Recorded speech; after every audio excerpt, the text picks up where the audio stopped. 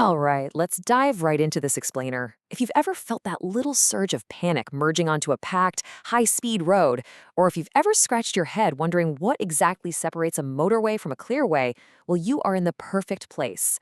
We're going to put you mentally right there in the driver's seat to master high-speed roads.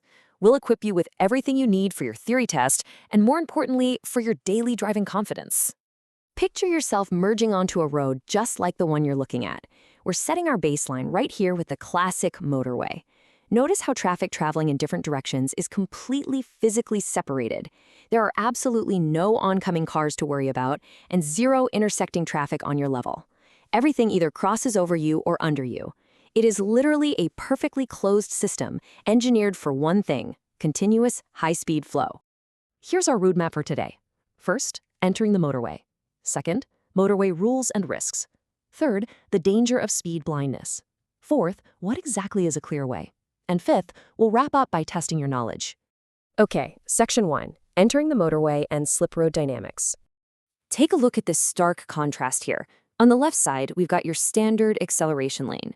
See how they're joining the flow?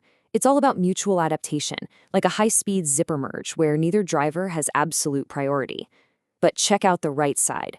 No matter how much of an emergency it feels like or how wide and inviting that shoulder looks, you absolutely cannot stop at that red arrow.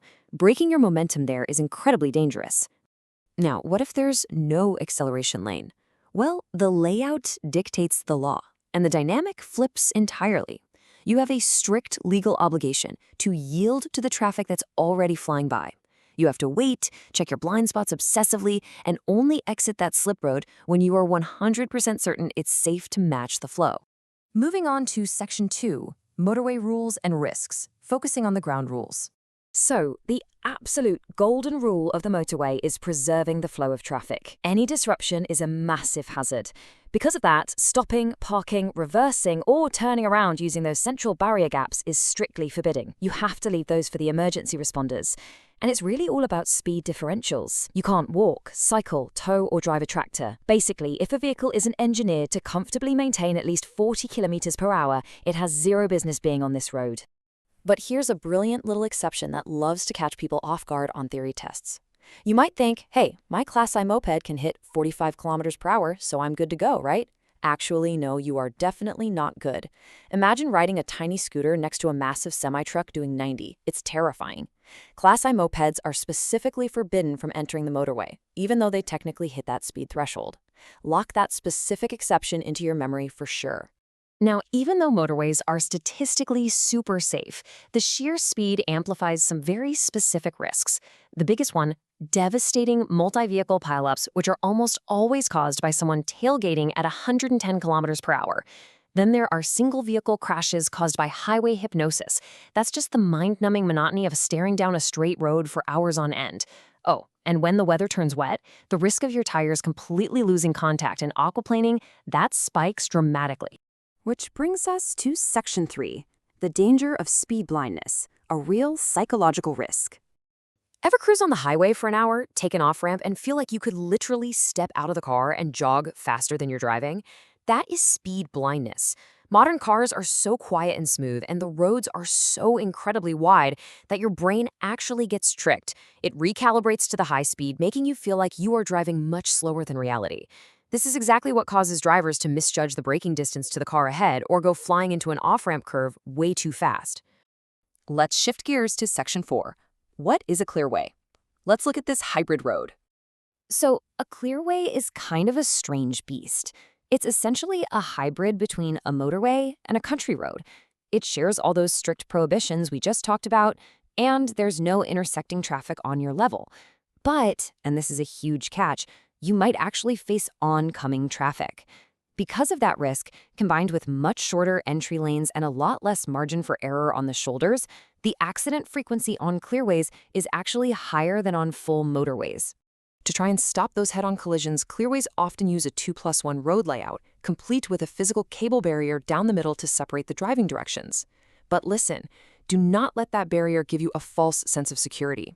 There are plenty of standard country roads equipped with those exact same cable barriers that still feature dangerous intersecting traffic. You can never assume the road type just by looking at the architecture. You have to actively hunt for that official green clearway sign. All right, I want you to lock this hard, indisputable number into your brain right now.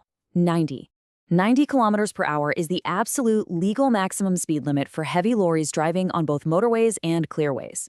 The very second those massive trucks exit onto a standard road, that cap immediately drops down to 80. Okay, time for Section 5. Test your knowledge. Let's put you directly in the driver's seat. Let's see how all this comes together.